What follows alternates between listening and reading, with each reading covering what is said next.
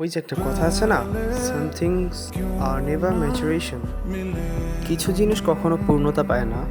তেমনই আজকের আমাদের এই গল্পটিও ঠিক একই রকম। আমাদের এই গল্পটি আমাদেরকে পাঠিয়েছেন আমাদের ইয়েমিন ভাই তার গল্পটি আমাদের কাছে শেয়ার করেছেন। আজকে আমরা তার গল্পটি এক্সপ্লেন করব। কণ্ঠে আছি আমি আনাস।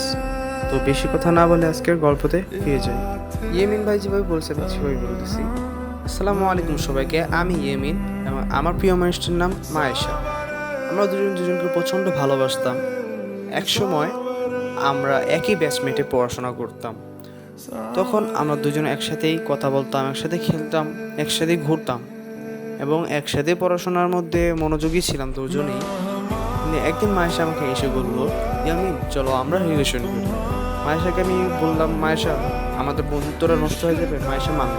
মায়েশা বললো, সমস্যা নাই, কিছু হবে না, আমি তোমাকে শেষ পর্যন্ত ভালোবাসবো, তোমাকে বিয়েও করবো। তখন ইয়ামিন আর কিছু না বলে রাজি হয়ে গেল। তখন সালটা ছিল 2017 থেকে ইয়ামিন তার মায়েশাকে একদিন ঘুরতে নিয়ে গেল বাহিরে। তো মায়েশা আর ইয়ামিন যখন বাহিরে ঘুরতেছিল, মায়েশার ভাই ইয়ামিনকে এবং মায়েশাকে দেখে ফেলে এবং মায়েশাকে বাসায় এনে খুব মারধর করে। ইয়ামিন তার দেখে সহ্য করতে পারে না। ইয়ামিন তার বাসায় জানায়। ইয়ামিনের বাবা মাও সম্পূর্ণ রাজি ছিল, কিন্তু মায়েশার পিতামাতা নারাজ ছিল। তখন ইয়েমিন কিছু না করতে পেরে মায়েশার বাসায় চলে যায়। মায়েশার মা বাবাকে বোঝায়, কিন্তু মায়েশার বাবা মা তো শুনবে না। মায়েশার বাবা মা তো তাকে আত্মহত্যা করারও হুমকি দিয়েছে।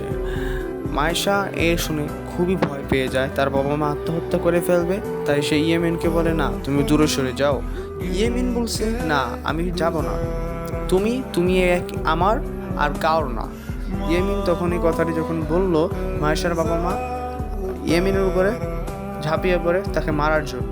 তখন ইয়েমিন আত্মরক্ষার জন্য তার বাবার গায়ে একটি ধাক্কা দেয়, কিন্তু ধাক্কার তত জোরে না হলেও মায়েশার খুবই বিরক্তিকর এবং খারাপ লাগে। তখন মায়েশা ইয়েমিনকে বলে, তুমি চলে যাও, তোমার চেহারা আমি কখনো দেখতে চাই না। তখন ইয়েমিন কান্না করতে করতে চলে আসলো। তখন ইয়েমিনের আর কিছু করার ছিল না। ইয়েমিন তখন ডিপ্রেসড হয়ে পড়ে। তখন মায়েশা ইয়েমিনকে একদিন কল দিয়ে বলে, আমি তোমাকে খুবই ঘৃণা করি, তোমাকে কখনোই ভালোবাসিনি। এটা বলে মায়েশা ফোনটা কেটে দেয়।